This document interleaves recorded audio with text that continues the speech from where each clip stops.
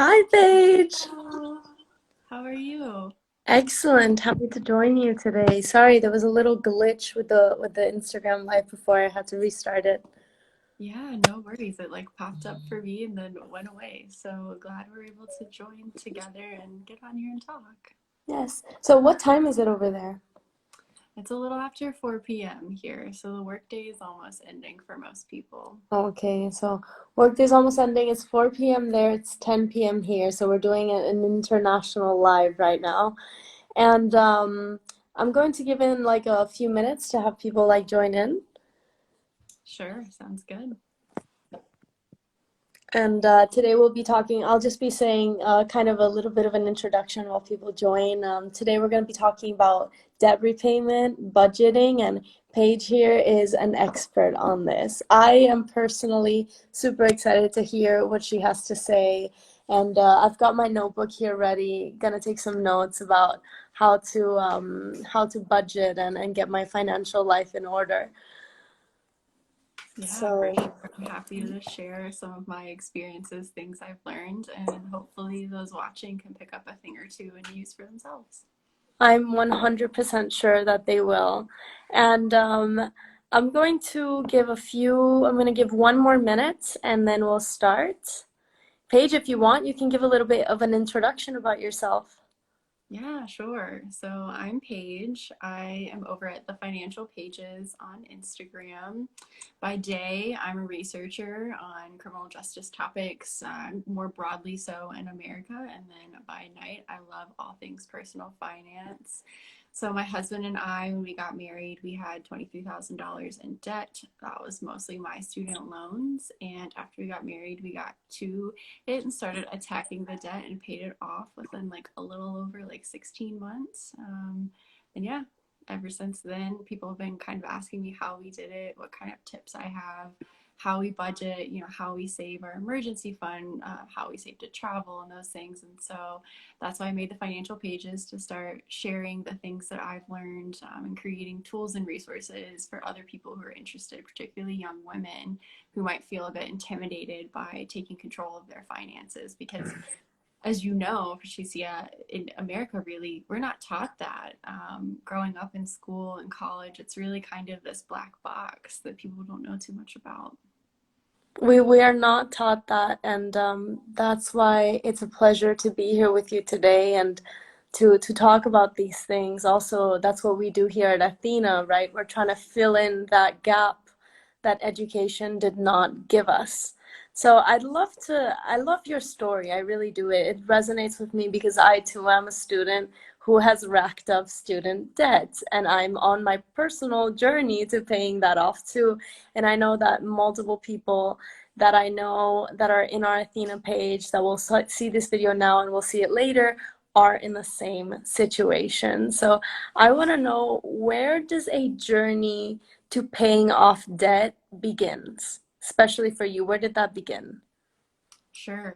Yeah. So I think I got sort of a call to action when I realized that I was about to graduate and I wasn't going to be making an exuberant salary to pay off this debt. I was kind of getting married all at the same time. So kind of like thrust into the real world rather quickly with bills, yeah, rent, food, transportation, student loans, all of these things kind of came at once. And so in my mind, there was a sense of urgency, but I think we've talked about this before, right? I had to go from that place of feeling shameful and guilty about the debt that I had racked up in school, and move to really that place of like, this is where the rubber meets the road. Like, let's get going, let's get at it. And so I really had an appetite to start learning, and that's really what I did. I started Googling, I started going on Instagram, Facebook, trying to find other people, other communities who had done the same thing. They had paid off their debt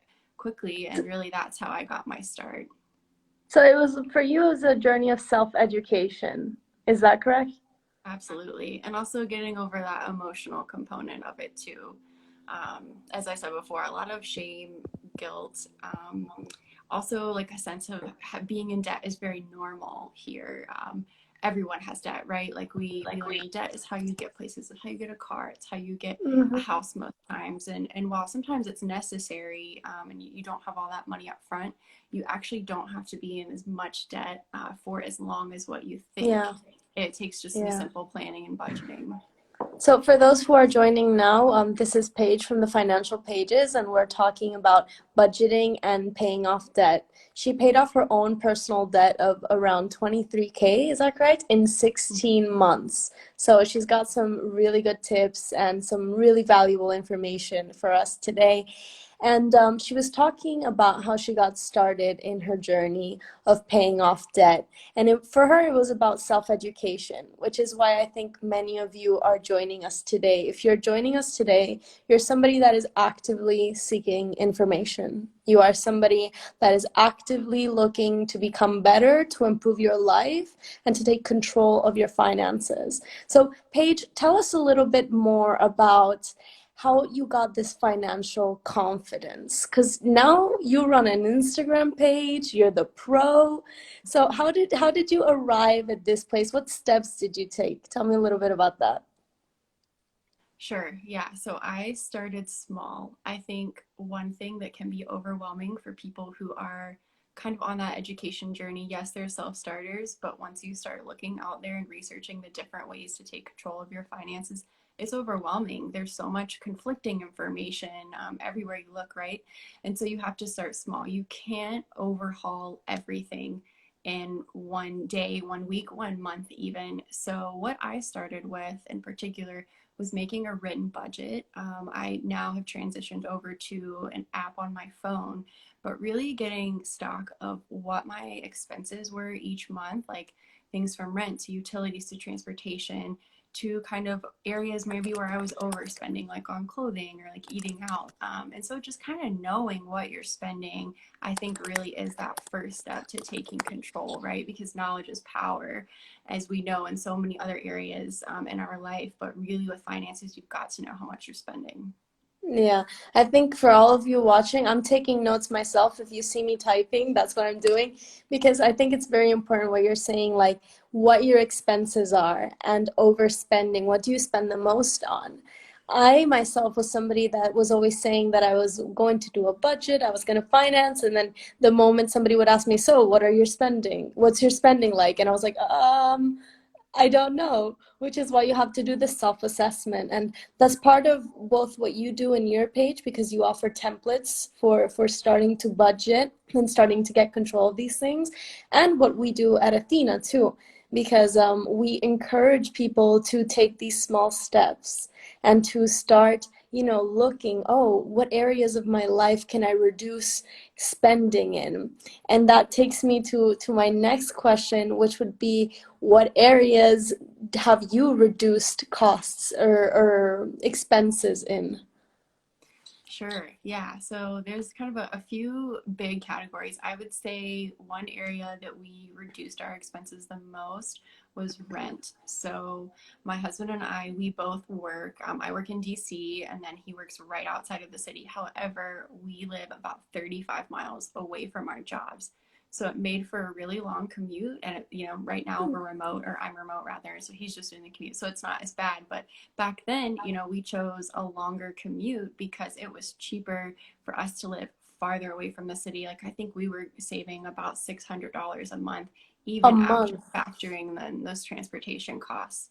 So rent is a huge thing. Like I always tell people, there is absolutely no shame if you can go at home and live with your parents and pay a lower rent while you're paying off debt and kind of getting things in order. Do it. If you can find a roommate to cut your costs, do it. I promise you it's totally worth it. So that's one area. And then there's this whole world of discretionary spending, right? Like we all love to go out to brunch, get those mimosas. I mean, pre-COVID times, right? I know in some places you can do that now. But prior to this, like that's the thing to do when you're young and fun. You want a cute outfit, so you go shopping. Yeah, you don't want to miss out on the fun. But really, like that's where we had to put some limits on our outings. And really, that takes some planning. So we would kind of look at the month ahead and see, okay, well, we have brunch with our friends, so we're going to fit that into our budget because we don't want to miss out, even though we're kind of working hard to get things in order and spend less. And same thing with a clothing budget. We have a line in our budget that designates how much we spend each month. And to me, that's freeing. It tells me, how much I can spend. It's not restricting, like, oh, I can't buy anything at all, right? Because when you restrict yourself, that's how you fail and you will overspend. I like the idea of budgeting in your mimosas. I think Yeah, that's a very good point, and I'm glad that you brought that up because people think that budgeting is limiting, and that's also one of the things that we talk a lot about at Athena. That actually a budget can free you because now you don't spend that money guilty. You're not like, oh my God, I should have been spent saving, and now I went out with my friends. When you take the time, I'm sorry, when you put in your budget and give yourself the space to have these small luxuries, it suddenly becomes part of your plan and it's all right and you're still on track. absolutely. Yeah, you have to give yourself that freedom to spend rather than, oh, I can't do this thing. It is, I plan for it, so I can do it. And just flipping your mindset really is key to going from restriction in a budget to associating a budget with freedom. Yeah. And so I like going back to this mindset point that you brought. What was your biggest mindset shift when it came to finances? Sure. Yeah, I think it really was kind of I was sitting in that space of thinking, I don't know what I'm doing. This is really overwhelming. How in the world can I get this together? And I was eager, right, to get started. But again, I didn't know quite what to do. It very overwhelming, right? And so I think shifting from like sitting in that space to saying, you know what, no, let's just take one step today, this week, whatever, to move forward to a better financial situation. That's what really helped me. I kind of had to, you know, look aside from all of the lack of confidence, kind of lack of knowledge, kind of those things, thinking that I didn't know, to rather, I might not know right now, but I'm going to start to know, and then I'm going to do better because I know better. Yeah, we're oftentimes so perfectionist. We want to know everything right away. And that's why also at Athena, we've broken down the course into 20-minute segments precisely so that people don't, go one day and like spend 2 hours learning everything and then getting overwhelmed and then not applying it. It's so important to have these baby steps so that you can successfully change your mindset. Because if you've been living your whole life a certain way, avoiding thinking about this and not paying attention to your budget. You can't expect to go one day to the next to track everything, to really stay within the limits. You've got to be graceful and learn bit by bit. So hello to people that keep joining us. I'm here with Paige, Financial Pages on Instagram. We're talking about budgeting. We just finished talking a little bit about mindset and her own personal journey to paying off debt, areas that you can reduce spending in. And now I wanted to ask you about financial habits because once you get the learning, right? Once people sign up for the course and they do 20 minutes a day for 5 days, they've already got the information. Now it's time to establish long lasting habits. So, what do you do on a daily basis to keep yourself on track? Sure. So this might sound crazy, and I think it taps into my perfectionist side, but every morning when I wake up, I open my bank account and just make sure that like things look okay. I make sure that I've tracked, bills that came in overnight that came out of my account. I track sort of any spending that I've had kind of the day before, even kind of day of, and I enter that immediately into my budgeting app. It's called Every Dollar, if you all haven't heard of it, and I track every penny, like to the cent, what we spend. So even like, for example, if our electricity bill was $88 and that's what I planned, but turns out it's 86.65, I go in and I change that, and what like the dollar and change savings that I have from that, I will go and either divert it to another category where I think there's going to be, maybe a little bit more money spent this month, or I just chuck it into savings. And like that little tip right there, you would be shocked at how much you would build in your savings each month, or debt payoff, kind of whatever goal you're working towards. And we have a question here from the audience. They're asking again, how large was the debt that you paid off? Yeah, it was $23,000, And in how long did you pay that off? about 16 months. So when I hear that, I want to hear all your tips. I want to know what you did, like what can you share with us? How did you successfully manage your money in that way? Sure, yeah. So I think it helps that during that time, my husband and I, we were newlyweds and we had actually just cash flowed our wedding. It was like, our dream wedding. We were young, right? So we're sitting here kind of with all of this debt and we didn't have a ton of income. So it's kind of, people kind of argue, they say different things. I think it's a little bit easier to manage smaller amounts of money than bigger amounts of money, practically speaking. But if you can't learn to manage the small amounts kind of habitually, when you start making more money, it's going to be really difficult for you to manage later on with much more money. So I think at the time, I think I was a grad student, so I was making about $18,000 a year, just to give you kind of some context. And my husband had just had an entry level salary of about $44,000 a year. And we live in the fifth highest cost of living area in the United States. So it sounds kind of like a lot of money to people maybe who are still in college and like, looking forward to a new salary, but really it wasn't. So because we didn't have a lot to work with, we sat down and looked at each other and said, what are the bare things we need right now? So you need a roof over your head. You're going to need some clothing for work if you're starting your job. Obviously, you need food. Take care of those basic things. You need to keep the lights on. So, utilities, transportation, how are you going to get to work? Get those basic things taken care of with your money. And then you're going to want to make sure, of course, insurance as well is another one of those basic things if you can do that. Then you want to look and see how much debt am I in and how much extra money do I have left over after all of my necessities, and that's kind of where we started. I think in the beginning, we were only putting about $500 a month towards debt. But then by the end of it, I had gotten my job after grad school, and we were just throwing $2,000, $3,000 a month at the debt every month because that was the extra that we had. So we really kind of cut back going out with our friends, buying clothing if we didn't need it. I mean, everything we would go to purchase, we would say, do we really need this? And if the answer was no and it could wait, then we would take that money and chuck it towards the debt. And so while you were paying off this debt, were you saving money or was it like all going to the debt repayment? Yeah, so what we did initially is so we had some money left over from our wedding because we had lovely people, our family and friends gifted us some money. I think it was about $1,000. So we used that as our kind of emergency starting savings. So we had that set aside in case there was a medical emergency, something happened to our car, that kind of thing that we felt like we could at least had $1,000 to pull from. Fortunately, during those 16 months, we never had to take the money that we had planned to pay off our debt and put it towards an emergency. But I know sometimes that happens. That's totally okay. Life happens. Okay. And another question from the people, who is managing the money in your family, your husband or you? So I do. Usually in relationships, I think one person is more so like the money manager, saver, and kind of the other one's the spender. But my husband and I, we do like monthly budget meetings so that kind of we're all on the same page. We know what we're planning for the month.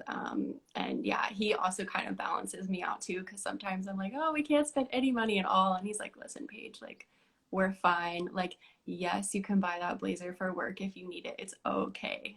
So that's what's really worked for us, but everyone's different. Yeah, everybody is different. And that's also the importance of, like you said, like putting out money for certain things so you allow yourself also a little bit of room, which is again something that we talk about in the course.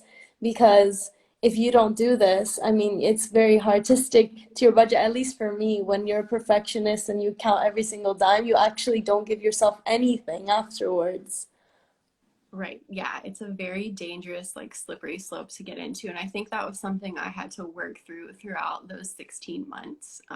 Just, yeah, to keep it in perspective. And again, it took a long time for me to shift my mindset from restriction and limitation to freedom to I get to do these things for myself. I get to have this opportunity to go out with my friends or family. Oh, this is cool. People like that you have monthly budget meetings, and I totally agree with this.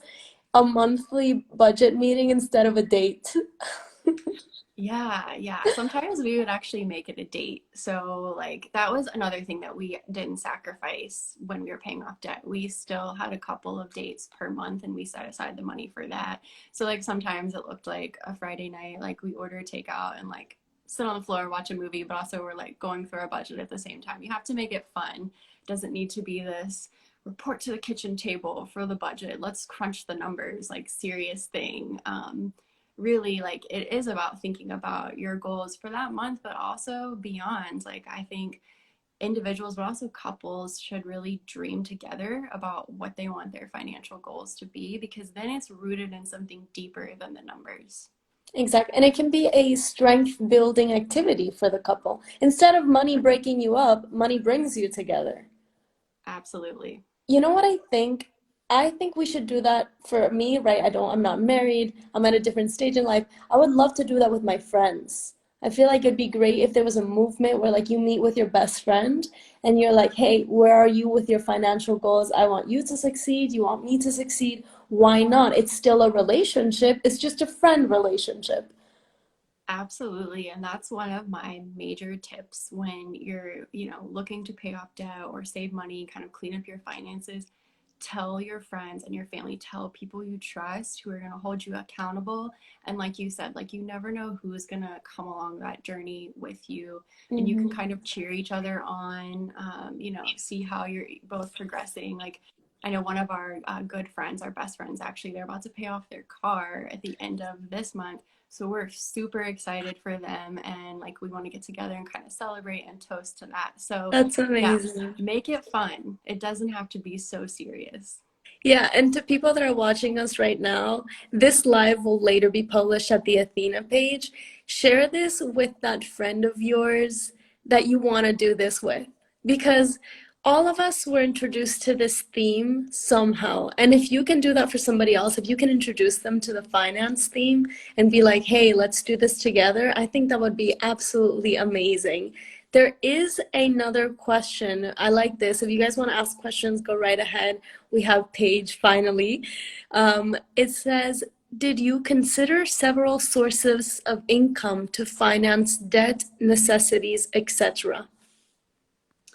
Sure. So, if I'm understanding the question correctly, this person is asking if we made any other money outside of our jobs or day to Yeah, day. or Okay. considered having like a sort of side hustle, side income, something like that. Yeah, for sure. That's something that I didn't mention. But at the time when I was in grad school, so I had that job that I was working as a researcher there. But on the weekends, I would actually drive a couple of hours back to where I went to college and work at this small boutique that I worked at in college. I became really close with the boss. So I would make that trip and like stay with friends and work like a Friday, Saturday, kind of when I didn't have classes or work back where I live now. And then my husband and I, another thing we would do is we just started going through all of our clothing, shoes, stuff, extra things we didn't need once we had, been married in combined households. We had multiples of things. So we started selling them. Facebook Marketplace, eBay is another great place. Another place is, I would say, Poshmark too, for clothes. That's really popular. I mean, the options are endless here. So yeah, sell your unused junk. People want it. You might not think they do, but I promise you they do. Okay, and Paige, there was something else that I remember you mentioning to me that I found very, very beautiful, and it was your idea of giving back. Yeah. So, oh, I don't, did the live cut off? I think. Yeah, it Let's says see. it's Okay. loading. Okay. Yeah. I can keep going if that's okay. There we go. Yeah. So, giving back, that was something that my husband and we agreed on that we would do no matter what our financial situation was when we could. So, from the beginning of our marriage, we carved out money each month that we would donate. Sometimes that would be like to our church, to a local charity, to a food bank. If we saw someone in our life had a need that wasn't being met, we would give, because we believed that what we, had made in our money, that was great. And yes, we could be selfish and achieve our goals, but it would give such a deeper meaning if we could give back and bless others and help others, especially those who are kind of along this same journey. So each month we squeezed whatever we could after taking care of our necessities and our own goals, and we gave that money away. And we still do that to this day, and we've increased our giving each month as we've made more money, and we don't miss that money at all. Like, we just know that it's being used tenfold better by local organizations and people who really do need it. I think in times like this, hearing that is especially important because it's a matter of mindset shift too, that you realize that even when you have debt, even when you're struggling to get by, you always have enough and you have enough to give. And so I feel like there's a very beautiful thing when you give to other people, that like it's like it almost gives you an inner peace of like, you know what, I have enough to give. So there's another question here from the audience, and it says, after you paid off debt, what's next for you? Yeah, so our next step was to build up our emergency fund. So we started out with, like I said, $1,000 as our small emergency fund, but we wanted to get up to 6 months worth of our expenses in case of job loss or a health issue or anything like that. We wanted to be prepared. So once we hit that goal, we started to save for a home. And then we recently, this year, finished saving for a down payment on our home. And so now really our savings kind of goes to different buckets depending on, what our plans are. So like this year we were supposed to travel to Greece and Italy, but sadly because of COVID, we didn't get to do that. But we had saved money to do that. And instead we ended up using that for a car. So yeah, that really is, after you save your emergency fund, it's kind of up to you what that next step is. Do you want to be a homeowner? Do you need to replace your car? Do you want to take a vacation to celebrate? Which you should, especially if you've paid off a lot of debt. You must celebrate. You have to. It's literally the best feeling. And I want to ask you that, how did it feel? Because I want to put myself in your shoes so I can visualize how it will feel when I pay off my debt. How does it feel, Paige? Yeah, so I think I felt a little anxious actually, because my last debt payment that I made, we had, like, I think just gotten a little bit more money saved up in our emergency fund, so I transferred I think almost like $4,000 to pay off the like last month's payment when we were paying off my student loans. So it's kind of scary. I was anxious, but I think like after I realized like what a great place we were in, being so young and being debt free, I was really excited. And I was also kind of like eager to get to the next step, like what's the next goal.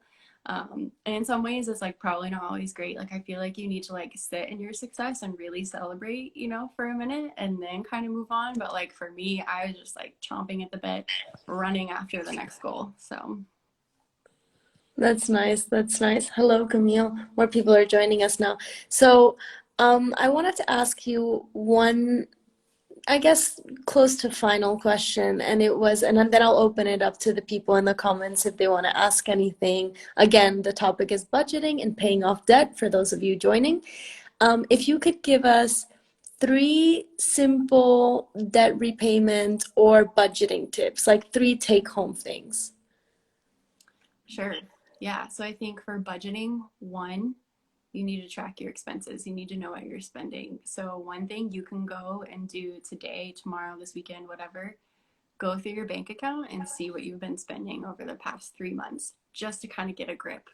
That alone will give you possibly some anxiety, maybe some peace of mind, but ultimately you'll be thankful that you know exactly what you're spending, because then you're in a good position to do number two, which is to sit down and make that budget.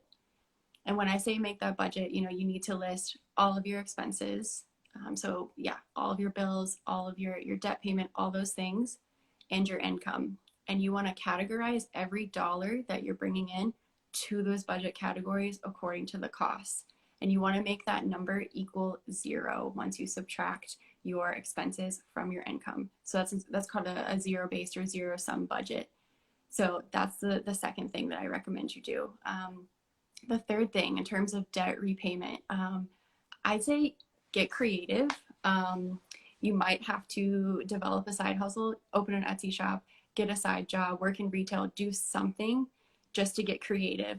A lot of people that I've known, they were able to pay off their debt faster because they were doing a side hustle that was something that they were really passionate about, especially because a lot of times when we're in these entry level jobs, sometimes it's not going to be your dream job. So it's going to be really hard for you to go to work every day to make money if you're not quite enjoying what you do, where you want to be, if you don't also have like a creative outlet for your passions where you can also bring in some money. That way it gives you kind of second another source of income, but also a bit more meaning behind why you want to do this. It might be because you want to transition to a different job, a different career, or make your side hustle your full-time job. I would just say like lean into whatever your passions are and get creative when it comes to paying off the debt. Make it fun. It doesn't have to be this daunting, terrible journey. I promise it's so worth it. Yeah, I think that is a good recap of your approach to budgeting. It's fun. I mean, you've made your whole Instagram page about this. And to those of you watching, I totally encourage you to check out her page. She has really good advice, very good templates. And we also encourage you to check out Athena's page because the reason we're all here today is education. We want to educate ourselves, we want to grow, we want to be at a better place. And so we thank you guys actually for joining us today.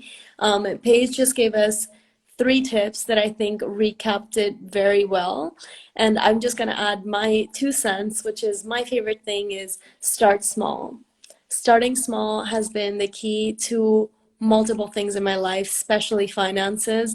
And we encourage you to educate yourself via Instagram, via Athena's courses. Our courses are just 20 minutes a day, 5 days, and you'll get all the basics you need, and you'll be just as confident as Paige was when she was doing her own debt repayment and her own budgeting. So, everybody that's here, if you have a significant other or if you have a friend, encourage them to join you in this journey. It will be the best thing you will do, both for your relationship and for your commitment to your goals. Meet with somebody once a month, have a coffee, talk about your plans, talk about your goals, and visualize how it will feel when you pay off debt. Because Paige to me looks very happy, and I think that this journey, I mean, it brought you here, it brought you here to us, and we thank you for being here. So, yeah, if anybody has any extra questions, go ahead. Now is your moment. Now is your moment. And if not, well, we encourage you to share this with somebody that you think this might benefit and check out Paige's Instagram for more Instagram finance tips. Yeah, thanks so much, Patricia, and to Athena for having me and just sitting down and chatting today. It was a lot of fun. And, when you were talking about kind of sharing this with a friend, one thing that I wanted to mention kind of while we wait, if there's questions coming in, is that when it comes to your friend group, we hear this saying that kind of your habits and like what your life will look like the people who you surround yourself with. And so I would say, go out there, ask your friends, like who's doing this well already. Is there, a friend in your friend group who is budgeting, who really kind of has their financial situation on lockdown? If they do, go to them, ask them what they've done, because chances are if that person's in your friend group, they know your lifestyle, you guys have kind of similar things going on, and you're going to be able to relate to that person, and they're going to be able to teach you a lot more because they know so much about you and your lifestyle. So make sure that, yeah, you're surrounding yourself with people who are like-minded and have similar goals. I think that was really important for us in our journey to know that we had people holding us accountable and cheering us on. I really like that. I really do. In fact, I think I'm going to share that with my best friends and see if I discover some financial geniuses. And last question here, it says, what did you find to be the hardest part about sticking to your budget? Sure. Yeah, I think it really was kind of those extra things that would come up during the month, whether it was we were asked to go to dinner with friends or there was a really great sale at like a boutique online or something where I saw something I wanted. And I think it was practicing saying no, not only to myself, but to other people, right? Like a lot of us, I think, can be people pleasers. And like also we have the fear of missing out, FOMO. So kind of really taking stock of like my emotions in that moment and wondering like, why is it that I feel bad for saying no? to other people or myself, and like what is something that I can do that's productive and is going to get me closer to my goals, that will make kind of that no worthwhile. And I think too, like there's always going to be people who are going to be judgmental of you. Like, why do you live so far away from work? Like, why don't you want to come out with us tonight? Like, you're doing these crazy things to save money and pay off debt. You have the rest of your life.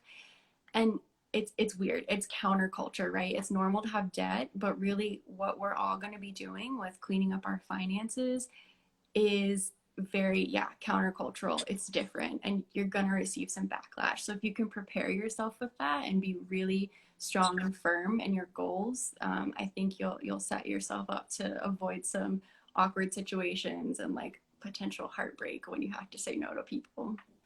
So definitely saying no is very hard. But when you say no in the short term, you're saying yes to the long term. So I think, if anything, when we're in that situation, we just think, okay, my vacation in Bali or something like that, and that will completely change your outlook on the situation. Absolutely. Well, Paige, thank you so much for joining us. Thank you guys for joining us. Today we talked about budgeting and debt repayment. If you want more information, go both to the Athena Instagram and to Paige's Instagram. And this live will be posted there. Make sure to share it with any friend or boyfriend or husband that might benefit from this information. Ciao, guys. Ciao, Paige. Bye bye. Thank Thank you. you.